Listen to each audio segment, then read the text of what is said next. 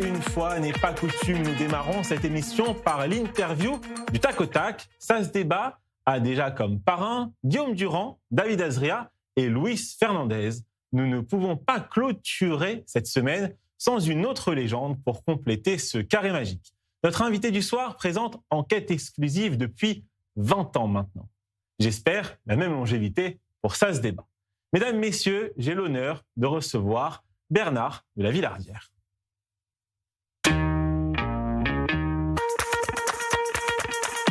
Bonsoir Bernard de la Villardière, merci d'avoir accepté notre invitation et merci au nom de toute mon équipe d'avoir accepté de devenir le parrain de cette émission. Dans un premier temps, félicitations, Mazal Tov, comme on dit ici, pour les 20 ans d'enquête exclusive. En 2005, vous imaginiez que cette émission devienne aussi culte pour des millions de Français? Non, parce qu'il fallait beaucoup de culot et d'esprit visionnaire de la part des dirigeants de la chaîne à l'époque. C'était Nicolas Taverneau et Thomas Valentin pour penser qu'une émission en deuxième partie de soirée qui s'intéressait à la géopolitique et qui 3 fois sur 4 partait à l'étranger allait pouvoir intéresser un public de manière aussi spectaculaire, parce que les résultats ont été extrêmement spectaculaires dès le début, et notamment auprès des jeunes. Et en fait, nous avons bénéficié aussi du savoir-faire éditorial de l'équipe des magazines d'M6, conduite aussi aujourd'hui par Vincent Régnier, et de centaines de producteurs, de réalisateurs qui ont travaillé pour nous, puisque moi je me déplace souvent sur le terrain, mais vous imaginez bien que je suis pas le seul à fabriquer cette émission.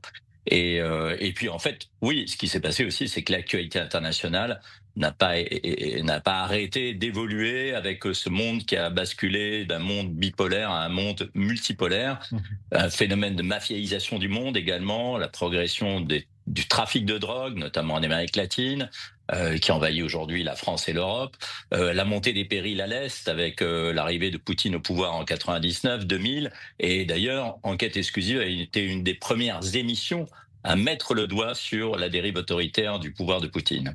Et si j'ouvre un dictionnaire des synonymes au mot journaliste, je pense que votre nom y est accolé. Que pensez-vous de l'état de la profession aujourd'hui en France ? L'état de la profession, en fait, j'ai coutume de rappeler cette formule, je crois que c'était de Jean-François Revel qui disait que le journalisme, c'est le plus jeune métier du monde. Donc c'est un métier en complète évolution, du fait de l'évolution de la technologie.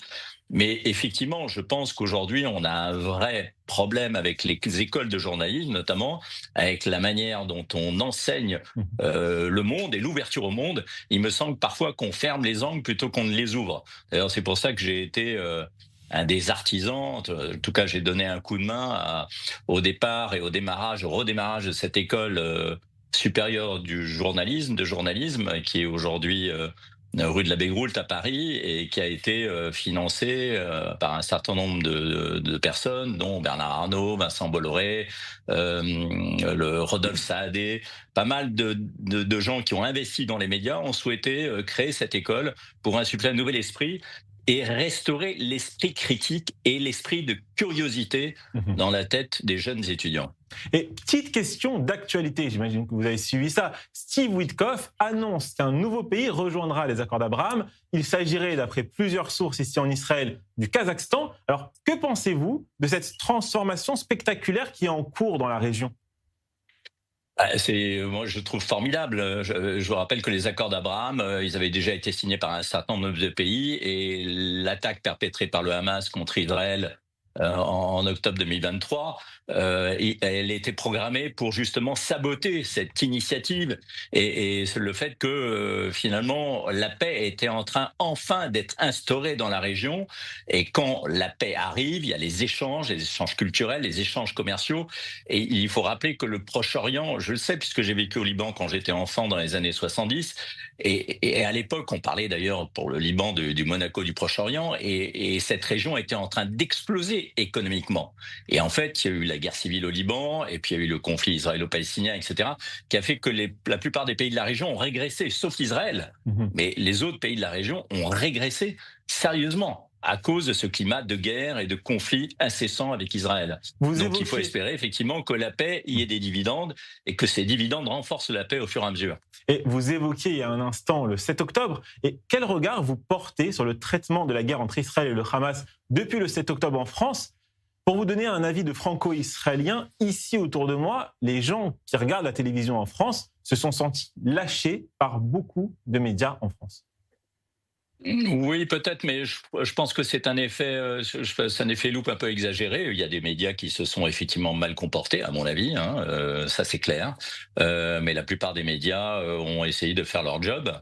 À commencer d'ailleurs à avoir une émission comme Enquête exclusive. Moi, très rapidement, après le 7 octobre, quelques semaines après, à peine un mois après, j'ai été sur place. J'ai été dans ces kibboutz qui ont été traumatisés, martyrisés par ces assauts du Hamas.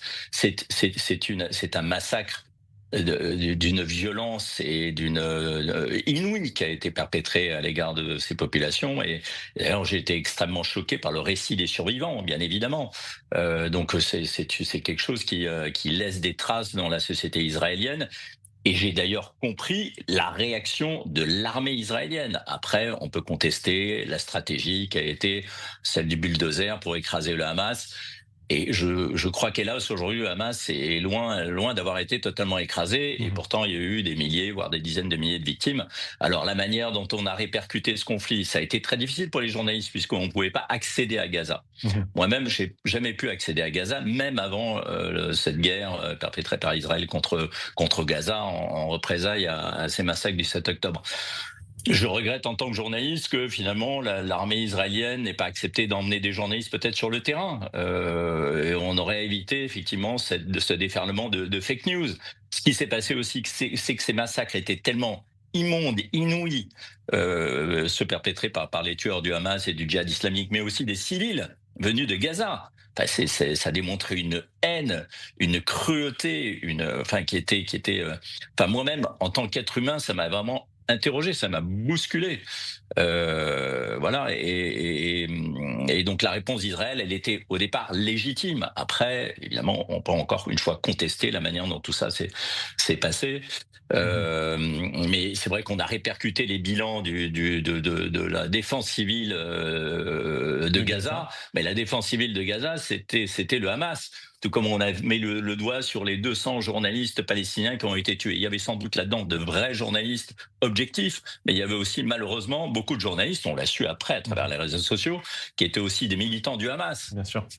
Donc Et, voilà, donc on n'a pas fait la part des choses, mhm. et je pense que ce massacre était une telle violence qu'il y a eu un contre-feu opéré par une série d'officines, je pense à Al Jazeera notamment, qui très rapidement, au bout de quelques jours, a parlé du génocide perpétré par Israël sur Gaza, alors Mhm. qu'on avait à peine commencé, que l'armée israélienne avait à peine franchi la clôture entre Gaza et Israël. Très bien. Donc on a Mhm. opéré un contre-feu.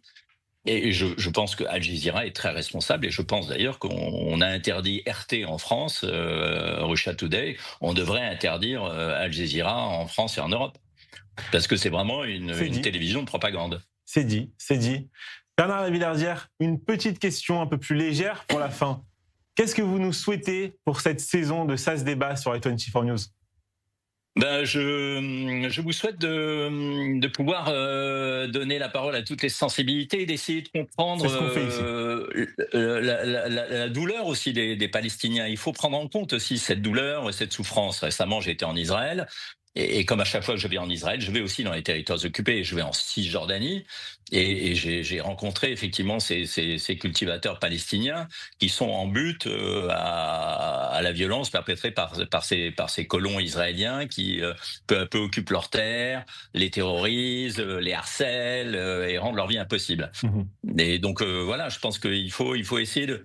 Il y a un film libanais qui est extrêmement, qui est un très beau film, qui s'appelle L'Insulte, et qu'il faudrait que vous regardiez parce que je pense qu'une des résolutions du conflit, le secret d'une résolution du conflit, c'est que chaque adversaire se mettent à la place de l'autre et essayent de comprendre les racines de la souffrance de l'autre. Mhm. Et je pense que le jour où on aura fait cette démarche dans ce conflit du Proche-Orient, on progressera vivement. Donc je vous souhaite en effet de pouvoir toujours garder cette distance.